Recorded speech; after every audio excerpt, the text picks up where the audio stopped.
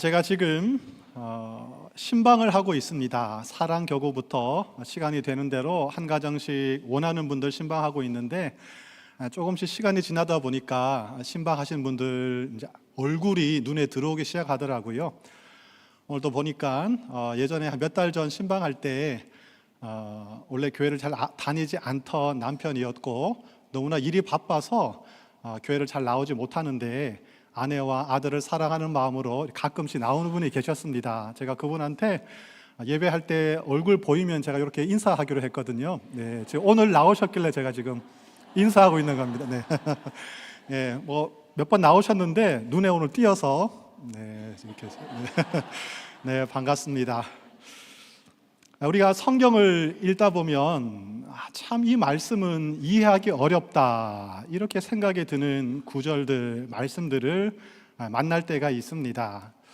먼저는 그 단어 자체, 문장 자체의 뜻이 이해가 안 돼서 어렵다 이런 생각이 들 때도 있고, 또 때로는 단어와 문장은 다 이해가 되는데 그 말뜻이 이해가 되기는 하는데 정말로 이 말씀이 실천 가능한 일인가, 정말로 맞는 말인가, 이것이 이해가 되지 않아서 참 어렵다 이런 생각이 들 때가 있습니다.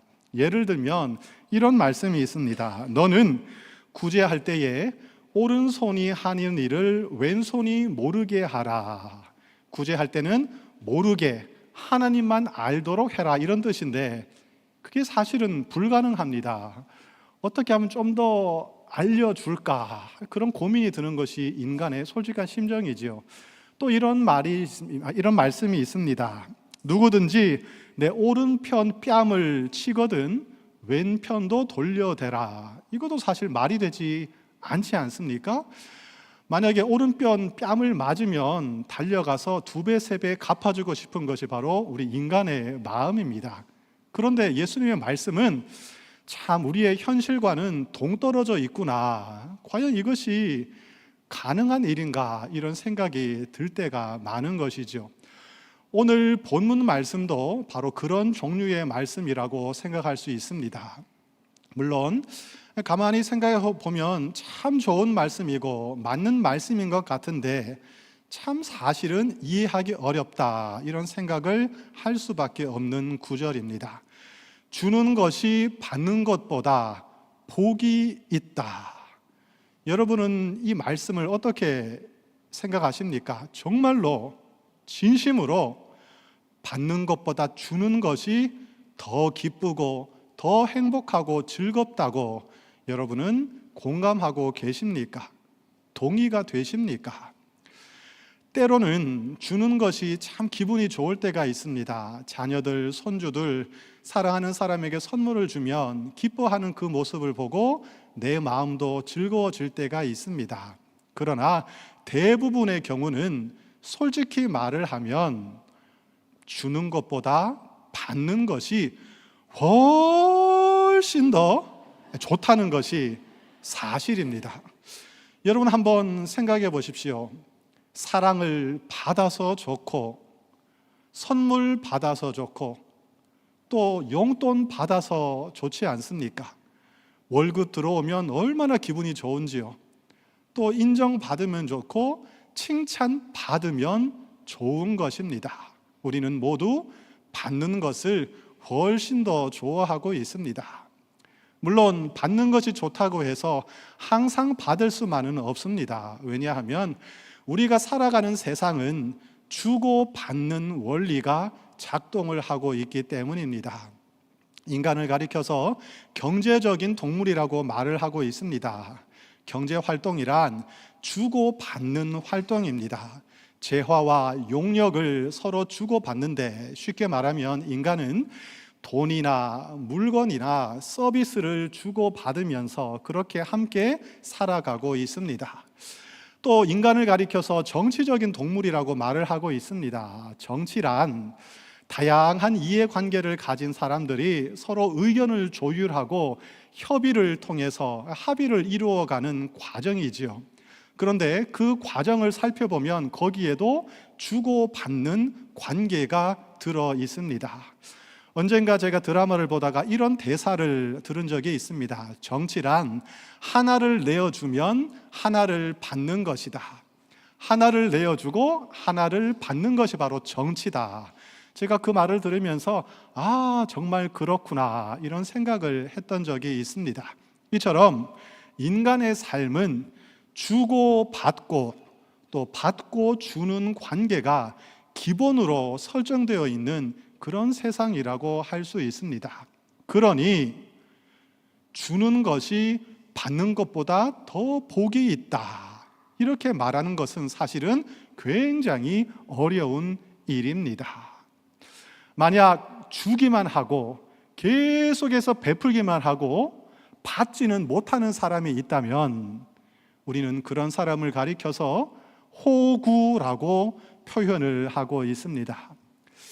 오늘 설교를 듣는 여러분 중에 나는 정말 호구로 살고 싶다, 나는 호구가 되고 싶어요, 이런 분이 계십니까? 아무도 그런 분이 없을 것입니다. 이 호구는 무슨 뜻인가? 제가 사전을 찾아봤는데 사전에 크게 세 가지 뜻을 가지고 있었습니다. 첫 번째는 한자로 호랑이 호자, 입 구자를 쓰고 있습니다. 호구. 이건 뭐냐면 호랑이 입에 물려갈 위기에 처했다, 참으로 위태롭고 안타깝고 불쌍한 처지에 놓여 있는 사람을 가리키는 단어입니다. 여기에서 좀 더 나아가서 연결되는 뜻인데, 이 호구는 어수룩해서 사람들에게 이용만 당하는 그런 어리석은 사람을 가리키는 단어라고 설명을 하고 있었습니다. 또 세 번째 뜻은 바둑에서 사용이 되는 단어라고 합니다. 저는 바둑을 잘 모르지만 호구는 이 바둑돌 세 개가 감싸고 있는 상황, 하나, 둘, 세 개 감싸고 있고 한쪽 면만 열려 있을 때 이것을 호구라고 표현을 한다고 합니다. 그러니 이제 안에 갇힌 돌은 곧 죽게 된다는 뜻이죠. 참으로 위태로운 안타까운 상황을 표현하는 것이 바로 호구라고 생각을 할 수 있겠습니다. 그러니 종합해 보면 호구는 결코 좋은 뜻이 아니라는 것을 우리가 알 수가 있겠죠. 호랑이에게 지금 물려갈 상황, 참으로 위태롭고 불쌍하고 안타까운 상황, 남에게 이용만 당하고 실속은 전혀 없는 어리석은 사람을 바로 호구라고 표현하고 있습니다. 구약 성경을 읽어보면 대표적인 호구 한 사람이 등장을 하고 있습니다. 바로 아브라함의 아들이었던 이삭 이야기입니다. 창세기 26장에 보시면 이 이삭은 주위의 다른 부족들과 우물을 두고 분쟁을 일으켰습니다. 분쟁이 일어났습니다. 고대 근동에서 우물은 자신과 가족과 부족을 살리기 위한 생존 필수품이었습니다. 생명과도 같은 존재였지요. 어느 날 이삭이 열심히 땅을 파고 우물을 팠습니다. 드디어 우물물을 마시는가 했더니 옆에 사는 다른 부족이 찾아와서 원래 이 땅은 우리 땅이다, 그러니 이 우물은 우리 것이다, 이렇게 막무가내 떼를 썼습니다. 이삭은 싸우지 않고 그 우물을 그들에게 양보하고 다른 곳으로 이동을 해서 그곳에서 또다시 우물을 팠습니다. 그런데 그 부족은 거기까지 따라와서 이것도 우리 것이다, 이렇게 생떼를 부렸습니다. 이삭은 두 번째 우물도 포기를 하고 다른 곳으로 이동해서 거기서 또다시 새롭게 우물을 팠습니다. 이렇게 몇 번을 하고 나서야 비로소 이삭은 자신만의 우물을 안전하게 마실 수가 있었습니다. 아마도 여러분의 가족 중에 이삭 같은 사람이 있다면, 여러분의 남편이, 여러분의 자녀가 이삭 같은 행동을 하고 있다면 여러분 하나님께 감사합니다, 이런 기도를 들으시겠습니까? 화가 나서 가슴이 답답해서 열받아서 견딜 수 없을 것입니다. 이삭은 잘못된 것에 저항하지 못하고 갈등을 회피하는 타입이었습니다. 이런 이삭의 모습을 우리는 무조건 잘했다고 평가할 수는 없을 것입니다.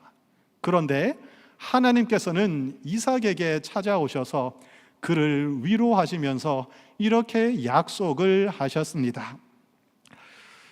창세기 26장 24절 말씀입니다. 나는 내 아버지 아브라함의 하나님이니 두려워하지 말라.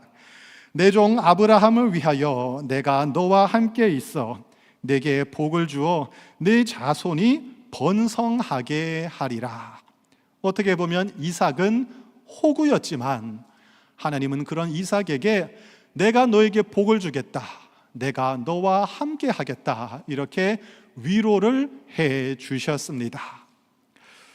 살다 보면 우리도 호구가 되는 경험을 할 때가 많습니다. 회사, 직장 일을 하다 보면 호구가 되는 경우가 많습니다. 때로는 가정에서도 호구가 될 때가 있습니다. 제가 이렇게 신앙생활을 하다 보면 특별히 교회 안에 호구님들이 참 많이 계신 것 같습니다. 갑자기 옆에 얼굴 또 쳐다보시면 들키니까 그렇게 하지 마시고 참 호구들이 많이 계시구나, 이런 생각을 할 때가 있지요. 지금까지 우리는 신앙생활을 하면서 이런 말을 많이 들었습니다. 사랑하라, 섬겨라, 양보해라, 희생해라, 헌신해라. 이런 가르침을 계속해서 듣다 보니까 계속해서 줘야 할 것 같고 안 주면 마음이 불편해서 견딜 수 없는 그런 상황이 되었습니다. 혹시라도 상대방이 상처를 받을까 봐, 혹시 내 말 한마디 때문에, 내 표정 때문에 믿음이 흔들리고 교회를 떠나갈까 봐 노심초사하며 할 말 못하고 걱정하고 또 조심하는 것이 우리 신앙인들의 삶입니다. 누가 부탁을 하면 마음이 약해져서 거절을 할 수가 없습니다. 얼마나 답답하면 나에게까지 찾아와서 이런 부탁을 하는 것일까? 얼마나 고민하며 기도하며 부탁을 했을까? 이런 생각을 하면서 그 부탁을 거절하지 못합니다. 내가 안 하면 다른 사람들이 힘들어질 것 같아서, 우리 공동체가 힘들어질 것을 알기 때문에 나도 힘들지만 그 일을 떠맡고 책임감을 가지고 또 일을 계속해서 해 나가고 있습니다. 아마 이 중에도 공감하시는 분들이 참 많을 줄로 생각이 됩니다. 혹시 이 말이 전혀 공감이 안 된다면 집에 가서 기도하시면서 자신을 한번 돌아보시면 좋겠습니다. 세상적인 기준으로 보자면 이런 사람들은 호구입니다.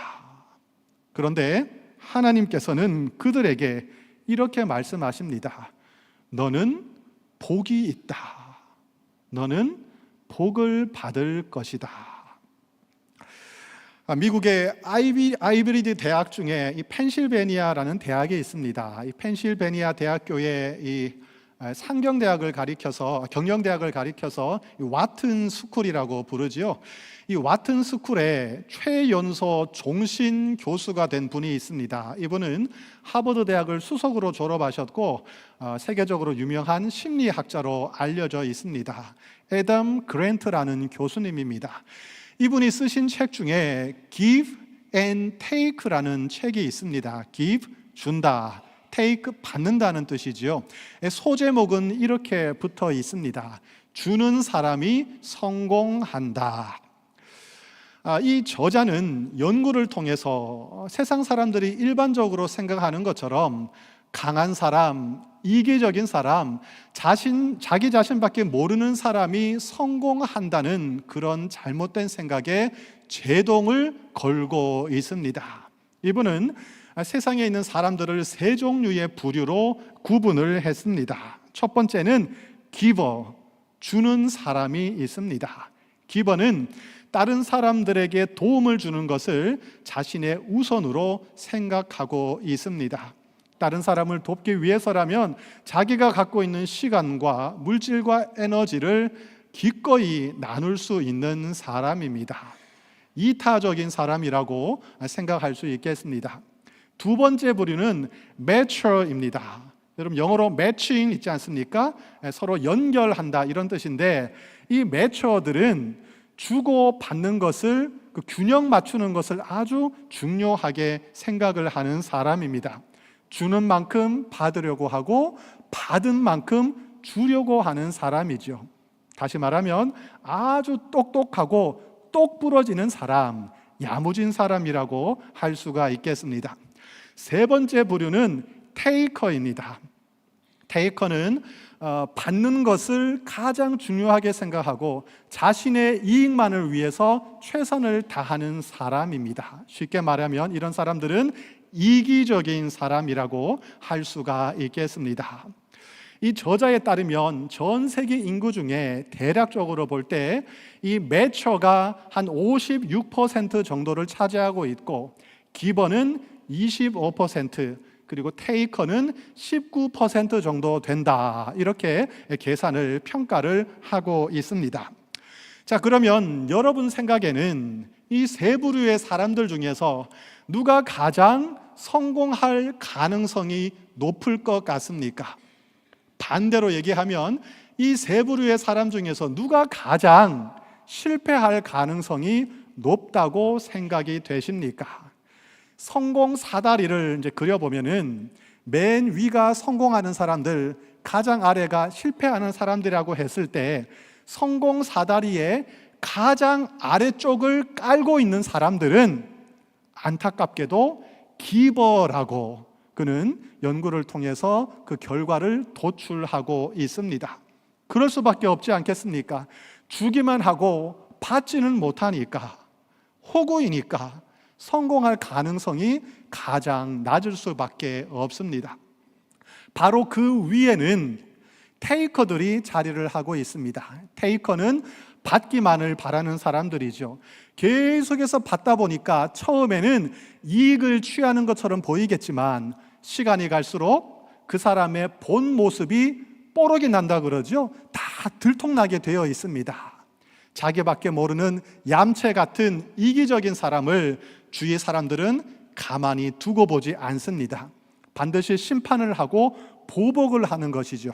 그러니 테이커들도 크게 성공을 하지 못하는 것입니다.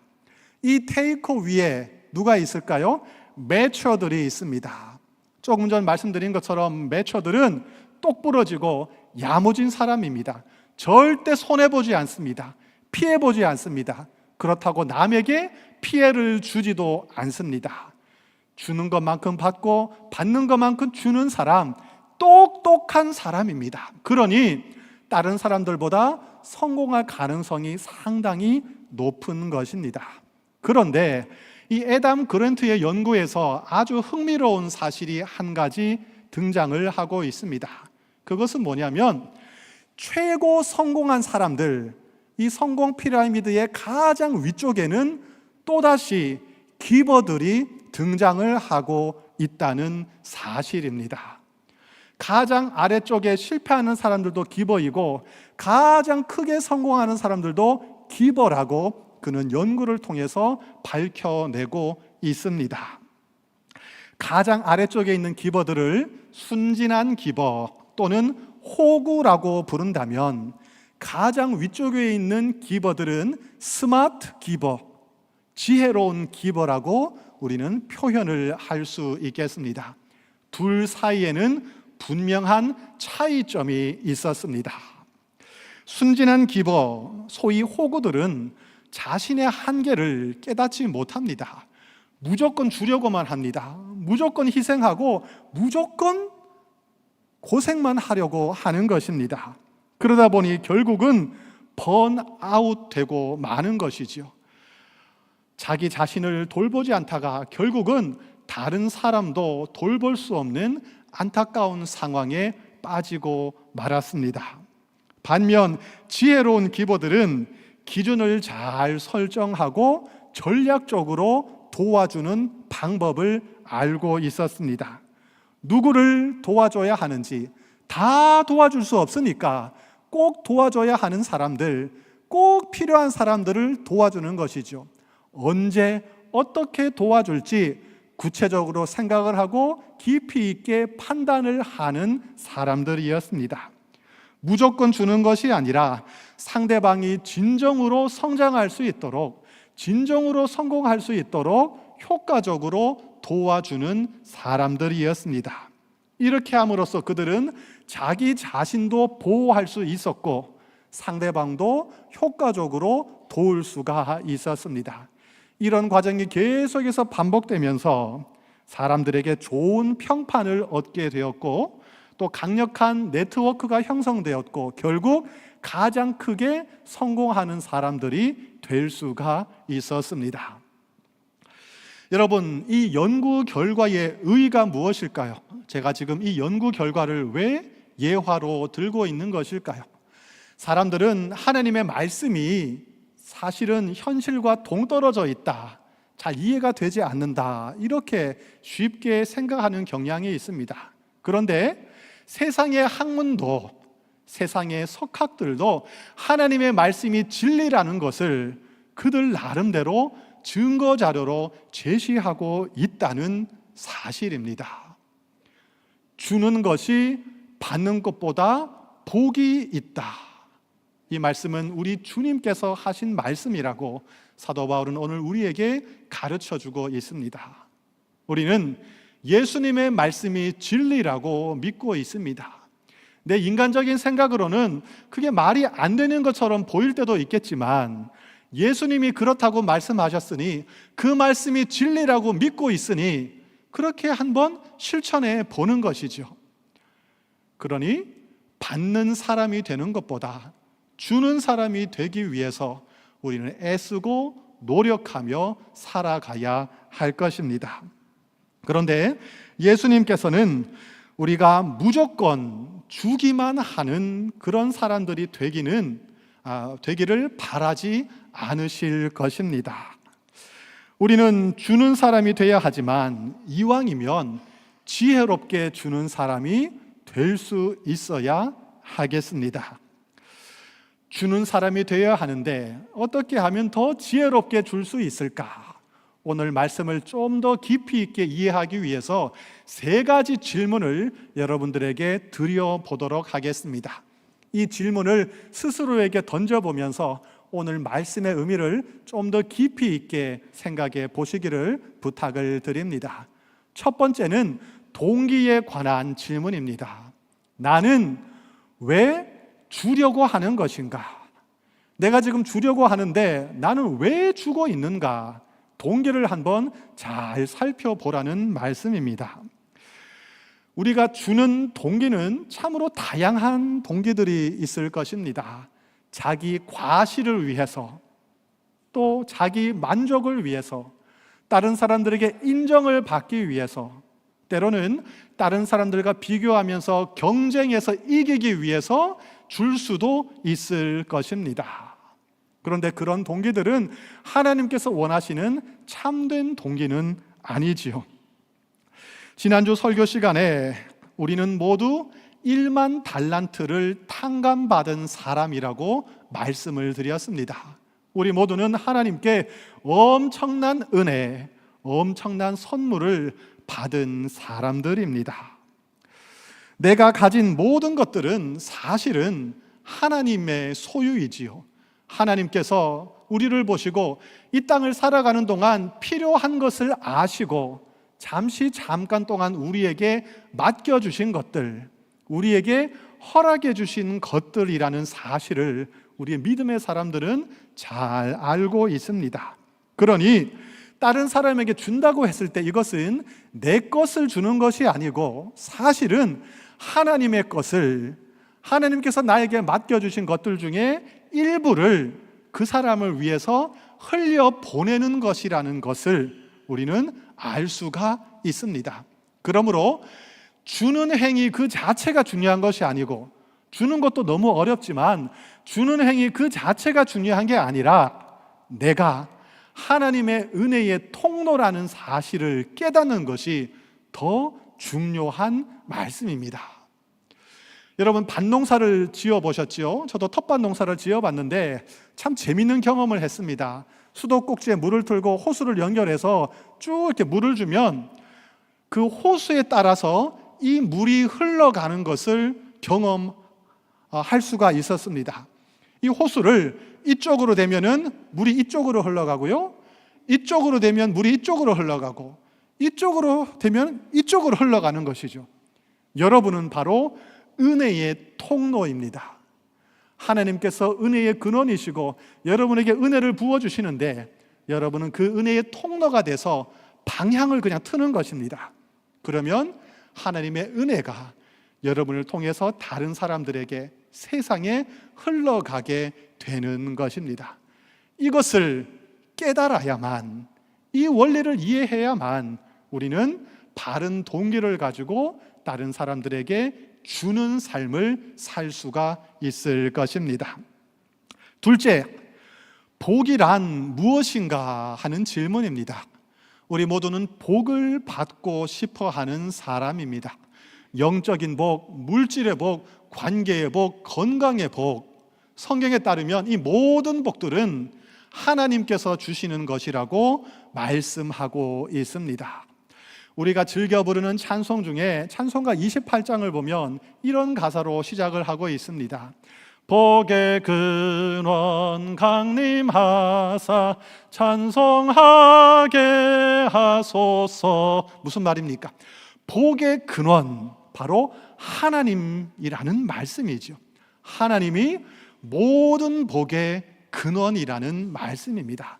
더 나아가면 결국 하나님 자신이, 하나님이 복이라는 것을 성경은 우리에게 가르쳐주고 있습니다.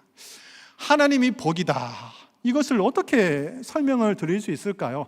이렇게 한번 비유적으로 설명을 드리고 싶습니다.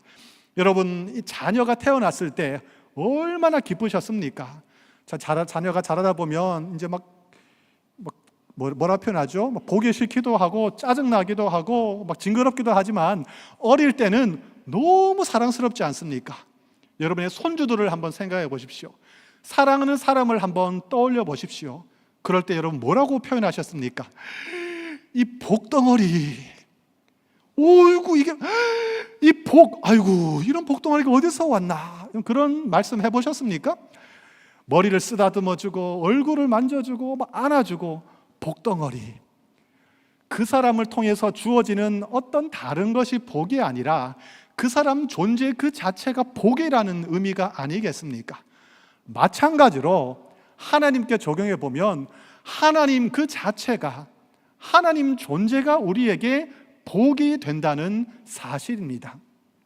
하나님이 우리에게 주시는 그 모든 것들도 복이지만 엄밀하게 말하면 하나님 그분이 여러분의 복이 된다는 사실을 우리가 깨달을 수 있으면 좋겠습니다. 그렇다면 오늘 본문 말씀을 우리는 이렇게 다시 한번 이해할 수 있을 것 같습니다. 주는 것이 받는 것보다 복이 있다. 이 말이 뭐냐면, 너희가 다른 사람에게 나누고 베풀고 섬기는 삶을 살 때 그곳에 내가 함께 있다, 이 말씀입니다. 나누고 베풀고 섬기는 삶을 사는 그 사람, 그와 하나님은 함께 하신다는 말씀입니다. 내가 너에게 복이 되어 줄 것이다. 내가 너에게 복을 줄 것이다. 내가 너와 함께 할 것이다. 여러분, 이것보다 더 큰 복이 어디에 있겠습니까? 주는 삶, 나눠주는 삶이 바로 복된 삶이라고 오늘 말씀은 우리에게 가르쳐주고 있습니다. 세 번째 질문입니다. 나는 지혜롭게 주고 있는가? 이런 질문을 한번 던져보고 싶습니다. 하나님께서는 우리가 주기만 하고 계속해서 섬기기만 하다가 희생만 하다가 결국은 지쳐 쓰러지는 것을 원하고 계시지 않을 것입니다. 주는 사람 그리고 받는 사람 모두가 윈윈 하는 것을 하나님은 원하고 계실 것입니다. 그러기 위해서는 우리에게 지혜가 필요하겠지요. 너희는 뱀같이 지혜롭고 비둘기같이 순결하라. 예수님께서 말씀하셨습니다. 마태복음 10장 16절 말씀이지요. 저는 이 말씀 읽을 때 참 이상하다는 생각이 들었습니다. 비둘기처럼 순결하면 되지, 주기만 하면 되지 왜 뱀같이 지혜로워라 말씀하셨을까요? 왜냐하면 우리가 살아가는 이 세상은 너무나도 어렵고 힘든 세상이라는 것을 예수님께서 너무나도 잘 알고 계셨기 때문입니다. 그저 주기만 하다가는, 그저 희생만 하다가는, 순결하게 살다가는 잡혀먹을 수 있기 때문에 예수님께서 그것을 아시고 뱀처럼 지혜로워라 이렇게 말씀을 하셨던 것입니다. 그러므로 우리가 남을 도와줄 때는 우리 나름대로 기도하면서 어떤 가이드라인, 경계선을 설정할 필요가 있습니다. 그렇지 않으면 우리는 쉽게 탈진을 할 수 있기 때문입니다. 여러분, 엄마 아빠가 건강을 해야, 가장이 건강을 해야, 또 사업체에서 사장님, 회장님이 건강해야 그 모든 조직을 더 건강하게 만들어 갈 수 있지 않겠습니까? 상대방이 받을 준비가 되어 있지 않다면 아무리 주고 또 주어도 전혀 그릇이 되어 있지 않거나 오히려 그것을 잘못된 방향으로 사용하고 있다면 조금 어려운 뜻이 말이 될 수 있겠지만 때로는 주지 않고 기다릴 필요도 있을 것입니다. 또 때로는 그들이 요구를 할 때 정중하게 아니요 하고 거절할 수 있는 지혜와 용기도 필요하다고 생각이 듭니다. 예수님께서도 사람들이 믿지 않을 때는 능력을 행치 않으셨다, 이런 성경 기록이 있습니다. 마태복음 13장 58절에 그렇게 되어 있거든요. 예수님께서도 모든 사람을 고쳐주신 것이 아닙니다. 믿지 않고 강팍한 마음을 가진 사람들은 예수님께서 고쳐주지 않으시고 또 능력을 행하지 않으셨다는 것을 우리가 알 수가 있습니다. 요즘 우리가 즐겨 사용하는 단어 중에 지속 가능한 이런 표현이 있습니다. 우리 교회도 앞으로 계속해서 지속 가능한 교회가 되기 위해서 많은 고민을 하고 있습니다. 지속 가능한 섬김의 삶을 살기 위해서는 먼저 자기 자신을 관리하고 돌볼 필요가 있습니다. 그렇지 않으면 우리는 언젠가 번아웃하고 말 것입니다.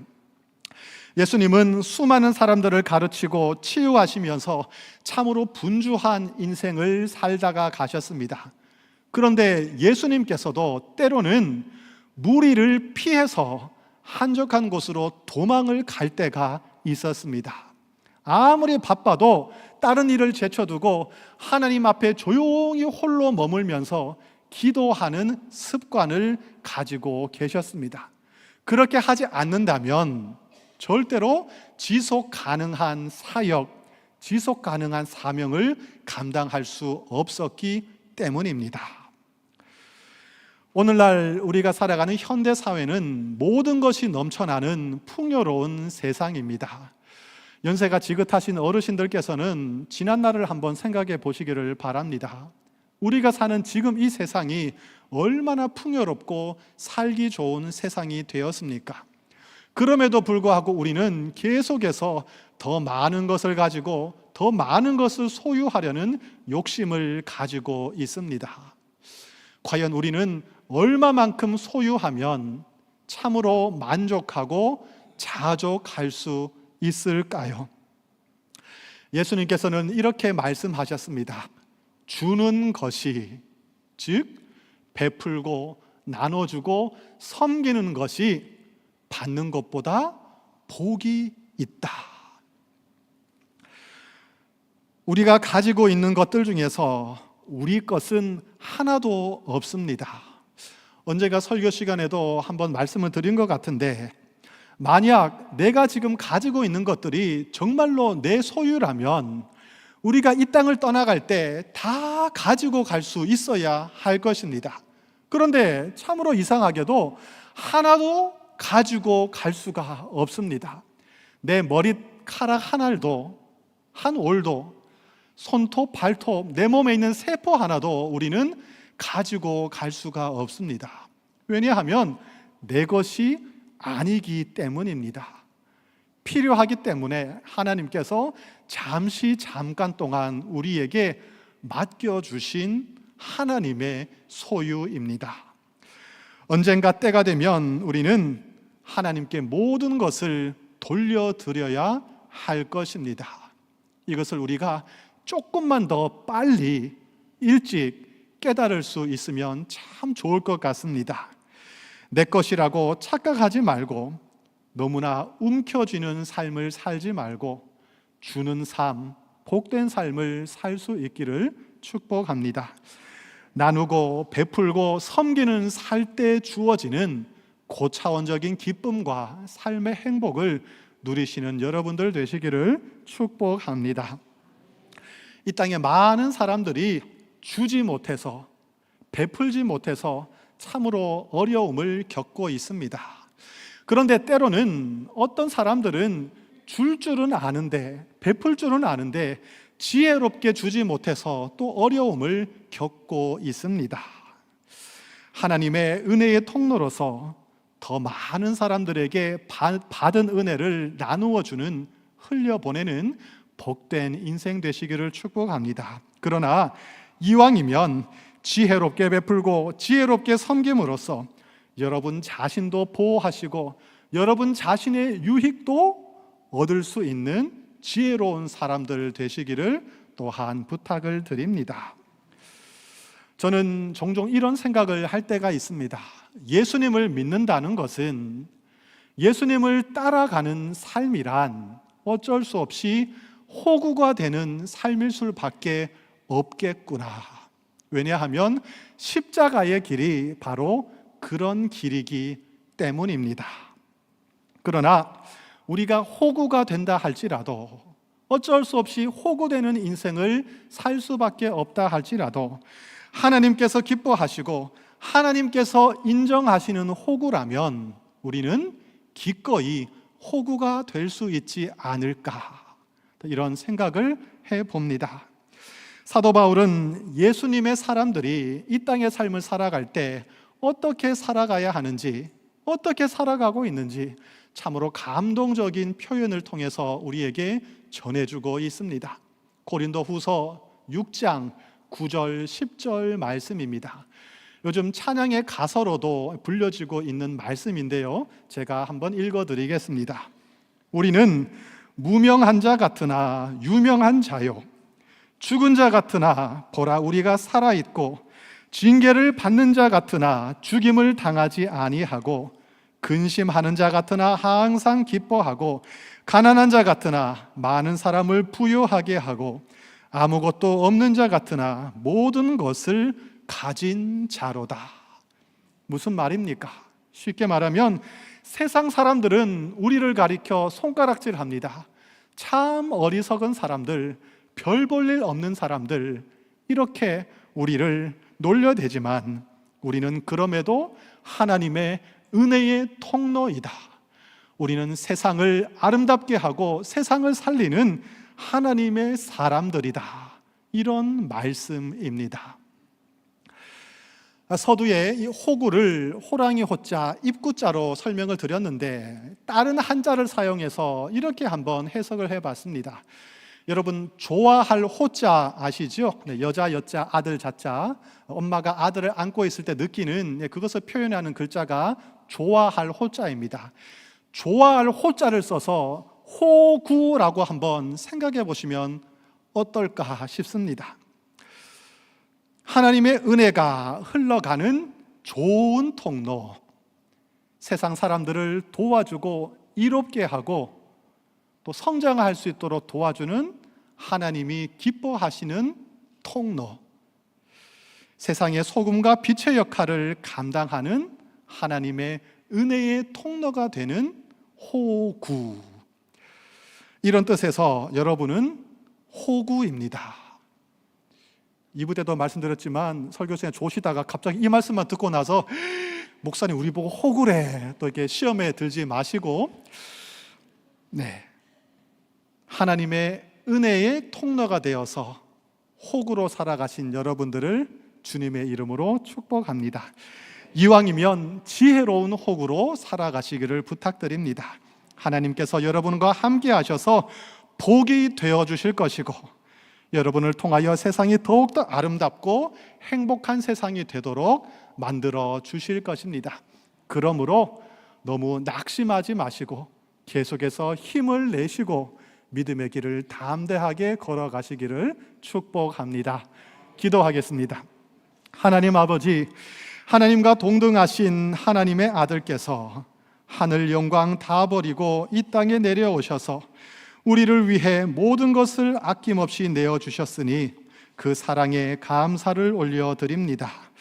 주님의 지극하신 사랑과 은혜를 받은 저희들이 이제 남을 위해 나눠주고 베풀고 섬기는 삶을 살 수 있도록 도와주시옵소서.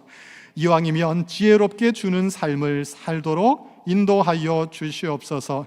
예수님을 따라가는 길이 결코 쉬운 길은 아니겠지만 그 길을 걷지 않았더라면 누리지 못했을 하나님의 참된 위로와 임재를 누리는 복을 얻게 하여 주시옵소서.